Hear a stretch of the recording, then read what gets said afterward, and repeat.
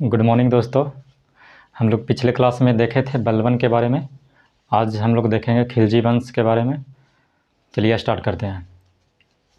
देखिए, खिलजी वंश से पहले यानी बलबन के उत्तराधिकारी कैकुबाद बना। बलबन के उत्तराधिकारी कैकुबाद बना। उसके बाद क्या होता है, कैकुबाद को लकवा मार देता है। लकवा मारने के बाद यह अपने पुत्र को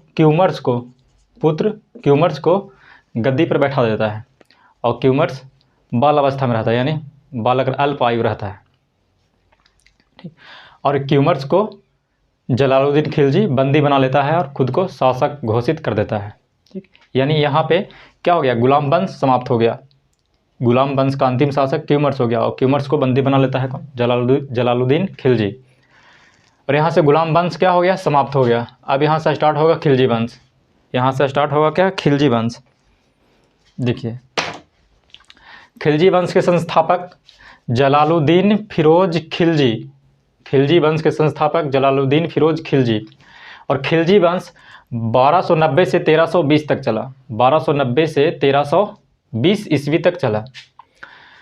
खिलजी वंश के प्रमुख शासक में हो गया जलालुद्दीन खिलजी, अलाउद्दीन खिलजी, सिबाहुद्दीन उमर खिलजी और कुतुबुद्दीन मुबारक खिलजी। कुतुबुद्दीन मुबारक खिलजी यह अंतिम शासक होता है। खिलजी वंश का यह अंतिम शासक होता है। अंतिम शासक, खिलजी वंश का अंतिम शासक कुतुबुद्दीन मुबारक खिलजी। चलिए अब बारी बारी क्रम से पढ़ेंगे हम लोग। देखिए, अब हम लोग को देखना है जलालुद्दीन फिरोज खिलजी के बारे में। कुछ महत्वपूर्ण पॉइंट देख लेते हैं इसमें। जैसे देखिए, जलालुद्दीन फिरोज खिलजी 1290 से 1296 तक शासक के पद पर रहता है। देखिए, शासक बनने से पूर्व इसका नाम मलिक फिरोज खिलजी था। यानी शासक बनने से पूर्व, यानी मूल नाम इसका मलिक फिरोज था। मूल नाम क्या था, मलिक फिरोज। मूल नाम मलिक फिरोज था। मूल नाम क्या था, मलिक फिरोज था। शासक बनने के पश्चात जलालुद्दीन की पदवी ग्रहण करता है। शासक बनने के बाद जलालुद्दीन की पदवी ग्रहण करता है। बलबन की मृत्यु के बाद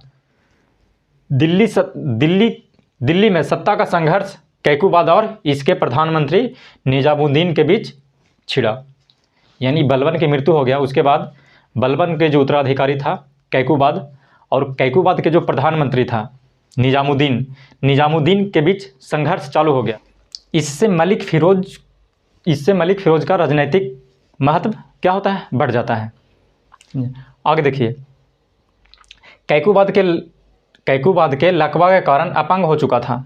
कैकुबाद को जब लकवा मारा था तो यह अपंग हो गया था और सिंहासन पर अपने क्यूमर्स को बैठा दिया था। अपने पुत्र क्यूमर्स को शासक के रूप में बैठा दिया था। ठीक है। फिर आगे देखिए, फिरोज खिलजी क्यूमर्स को बंदी बनाकर खुद को शासक घोषित कर देता है। उसके बाद आगे देखिए, 70 वर्ष के आयु में फिरोज खिलजी, ठीक है, मलिक फिरोज खिलजी शासक बनता है। 70 वर्ष की आयु में मलिक फिरोज खिलजी शासक बनता है। इस कारण से यह काफ़ी दयालु और उदार रहता है। इसके चलते यह अपने प्रशासन तंत्र को सुचारू ढंग से नहीं चला पाता है। सत्ता का ये अपने क्षेत्रों का विस्तार भी नहीं कर पाता है। मंगोलों से संधि कर लेता है। समझे। आगे देखिए, अब इसका कुछ और महत्वपूर्ण पॉइंट देख लीजिए। इसके शासनकाल में 3 प्रमुख विद्रोह हुए। पहला विद्रोह है मलिक छज्जू का विद्रोह, दूसरा है तजाउद्दीन कुची का विद्रोह, तीसरा है चल्दी मौला का विद्रोह। 3 प्रमुख विद्रोह हुआ। इसमें से ये इंपॉर्टेंट है चल्दी मौला का विद्रोह, इसको याद रखिएगा। उसके बाद आगे देखिए, इसने प्रमुख संत सिद्दी मौला को फांसी दे देता है। जो ये सिद्दी मौला था, इसको क्या करता है, फांसी दे देता है। इसने अपनी पुत्री का विवाह चंगेज खां के वंशज उल्लू खां के पोता से करवा देता है।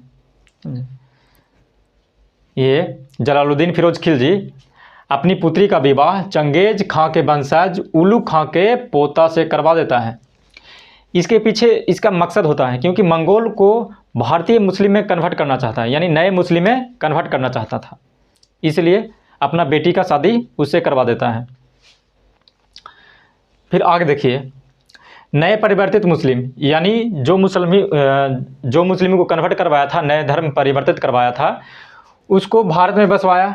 ठीक है, नए परिवर्तित मुसलमानों को इन्होंने मुगलपुरा नामक बस्ती में बसाया। आगे देखिए, अमीर खुसरो एवं हसन दहलवी इसके दरबार में रहते थे। अमीर खुसरो एवं हसन दहलवी इसके दरबार में रहते थे। 1296 में इसका भतीजा एवं दामाद कौन? अलाउद्दीन खिलजी।